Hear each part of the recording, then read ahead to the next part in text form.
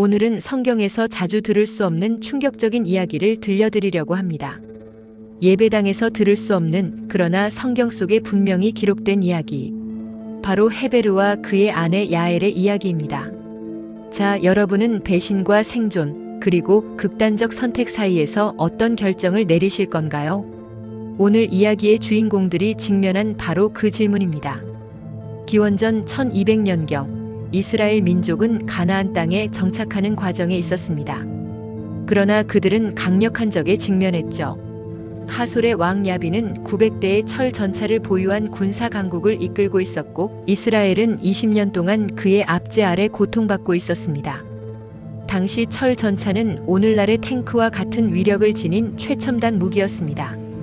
이런 상황에서 이스라엘의 지도자 드보라와 군사 지도자 바락이 야빈의 군대에 맞서 반란을 일으키게 됩니다. 이런 긴장된 상황에서 우리 이야기의 주인공 헤베르가 등장합니다. 사사기 4장에 따르면 헤베르는 모세의 장인 가문의 후손으로 원래 이스라엘과 연관된 게닛 족속이었습니다. 그러나 그는 자신의 부족과 분리되어 독자적인 길을 걷고 있었죠. 여기서 가장 충격적인 부분이 나옵니다. 사사기 4장 17절은 헤베르는 하솔 왕 야빈과 화평한 터라라고 기록하고 있습니다. 즉 헤베르는 자신의 민족이 압제받고 있는 바로 그 압제자와 평화 협정을 맺은 것입니다. 오늘날의 관점에서 이것은 명백한 배신처럼 보입니다. 그러나 당시 상황에서는 어떨까요? 유목민이었던 헤베르에게는 가족의 생존이 최우선이었을 것입니다. 그는 강대국 사이에서 살아남기 위한 현실적인 선택을 한 것일 수도 있습니다. 이는 오늘날 분쟁 지역에서 가족을 지키기 위해 때로는 자신의 원칙과 타협해야 하는 많은 사람들의 상황과 크게 다르지 않습니다. 이제 이야기의 주인공인 야엘에게 초점을 맞춰봅시다. 이스라엘과 가나안 군대 사이의 전투 후 가나안 군대의 장군 시스라는 패배하고 도망칩니다.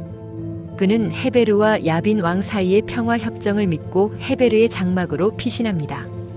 야엘이 나가 시스라를 영접하며 그에게 말하되 나의 주여 들어오소서. 두려워하지 마소서 하매 야엘은 지친 시스라에게 우유를 주고 이불을 덮어주며 그를 안심시킵니다. 그러나 야엘의 마음속에는 다른 계획이 있었습니다. 시스라가 깊은 잠에 빠지자 야엘은 장막 말뚝과 망치를 들고 접근합니다. 그리고 시스라의 관자놀이에 말뚝을 박아 그를 죽입니다. 이것은 성경에서 가장 폭력적인 장면 중 하나로, 특히 당시 여성의 사회적 위치를 고려할 때 더욱 충격적입니다. 야엘은 남편의 정치적 동맹을 무시하고 자신만의 판단으로 민족적 정체성을 선택한 것입니다. 더 놀라운 것은 성경이 야엘의 이 행동을 찬양한다는 점입니다. 사사기 5장에서 드보라와 바락의 노래는 야엘을 장막에 거주하는 여인 중에 가장 복을 받을 자라고 칭송합니다. 이것은 우리에게 깊은 질문을 던집니다. 어떻게 이런 극단적인 폭력이 찬양받을 수 있을까요? 당시 상황에서 야엘의 행동은 민족 해방의 결정적 순간이었습니다. 시스라의 죽음은 가나안의 20년 압제에서 이스라엘을 해방시키는 전환점이 되었죠. 역사는 종종 폭력적인 전환점을 통해 진전되어 왔습니다. 그리고 많은 경우 오늘날 우리가 영웅으로 기억하는 인물들도 당시에는 논란의 여지가 있는 선택을 했을 수 있습니다.